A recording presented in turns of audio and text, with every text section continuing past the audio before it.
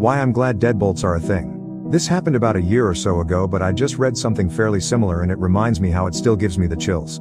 I have 3 kids who were around 9, 7 and 2 at the time, and also living with my husband. We live fairly rural in the UK, just on the outside of a small village. Every night I always check the door is locked and sometimes even the chain put across as well. This night I was woken up very abruptly by a very harsh banging on the front door. At first I thought it was just someone drunk thinking it was their house, but they started trying to turn the handle.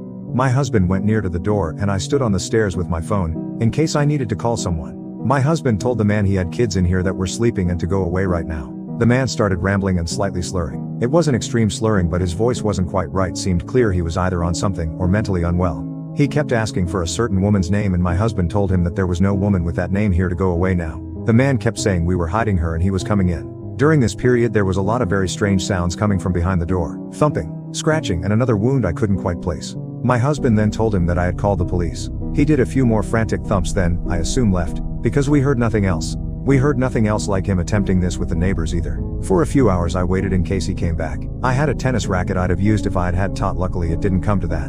In the morning, as it was a weekend day, I decided to check outside and honestly I did feel a little ill. There was a massive dent in the door which I thought surely a fist alone wouldn't have caused. Then on the door and the panels near the door was fingernail marks and blood. It wasn't a massive amount, but enough that it needed to be washed off. Took pictures first though. Between the door and where the bins were was a smashed ashtray also with blood on it and at lots of pieces. One of the outdoor plants had also been tipped out, so plant and soil all over the floor. My best guess is he tried to smash with the ashtray and cut himself, but that's merely speculation. My blood ran cold how clearly aggressive this man was, and we have absolutely no reason to be targeted. We told our neighbors, who were absolutely horrified. They said they thought they heard something but thought it was a drunk. When we mentioned the woman's name, the neighbor said, "Oh ghost, that's last few doors down from us, who used to live where we do. She used to be into drugs and a few shady people, and the neighbor reckons maybe one of her old drug-taking companions was searching for her. Even now there have been a few incidents in her house where police have been called, but I'm not sure what for. Now we have a video doorbell and alarms fitted, so at least now a button goes straight to a security system that if you don't answer will send the authorities. It didn't end in danger, but it so easily could have done, and that's scary as hell. So seriously, she doesn't live here and you're absolutely insane door-knocking guy. Please let's not meet."